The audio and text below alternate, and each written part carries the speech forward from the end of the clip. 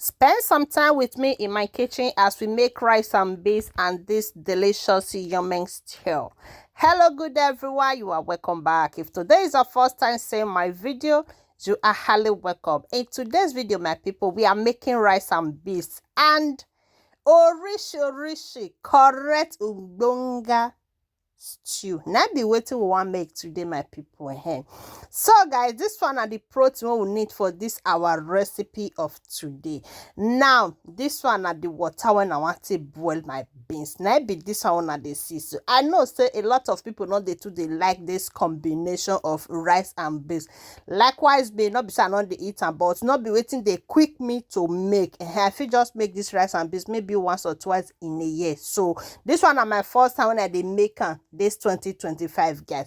Now that one is step aside and the beans is already cooking in one corner. So this one are all the protein and now the hard one now we fair put for pot, you understand. So this one are the remaining ones. All this one not too hard. Then I can't later put this one. I test and the thing was not salting, so I can't add another salt to join her, you understand. They pour a small water, cover the meat, make it for cook. Now be waiting una they see for you. Una see that molten tomatoes.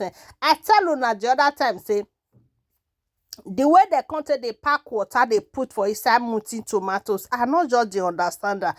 Before they say molten tomatoes now be the best, but now I don't did that time because I'm not understanding it. Una go see water when I pack for inside multi tomato. Just how many cups I use? 8 cups. Wanna see for there. The water when it come out for inside that 8 cups of multi, una go see and just now the thing go chocolize everybody. Just the watch. So now my people want start to they make our stew. Now I had up put my pot for fire, then add my groundnut oil, followed by onions, bay leaf, and gbogbo one they see. I can't add my onions with my pepper mix. Okay, now be waiting at the see for here. Now we are going to be adding this our tomato paste. Okay, tomato paste. I they put on my tin tomatoes, you understand the hair. So now this tin tomatoes now be waiting me I they use. I like them very well and the thing is nice and hem.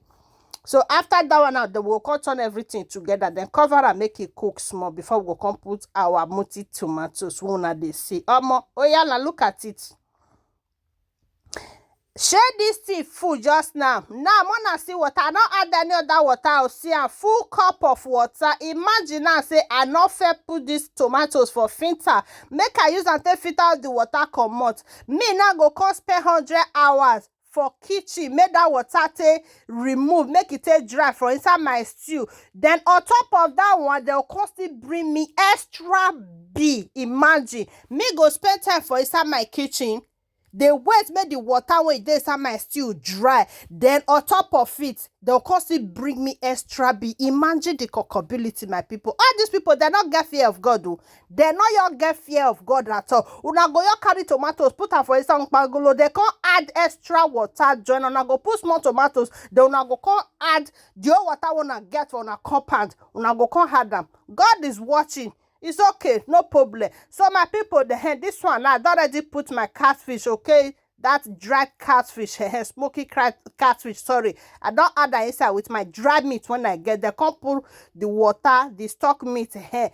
Now I put for inside that stew. So now guys, I don't check my beans now. The beans is almost done. I think it's 90% done. I have been 95%. Then I can't add my rice. You understand? Can't pour a salt, pour a water because it need a lot of water to cook. Then we can cover that one and leave our for one corner. Come back to our stew again. Look at it now. This stew is already stewy. Are you not perceiving the aroma already?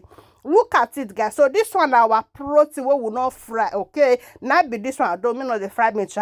They use my hair fryer till they dry my meat. And now be this one they see. So I don't pour it inside. Then this one are my microfish when I dry for inside my hair fryer. Now be this one. I don't add everything together. More than not verse my people. They hate beverage when I put a bed. I hate beverage. I don't know the name that they call them for English. And dry fish anyway.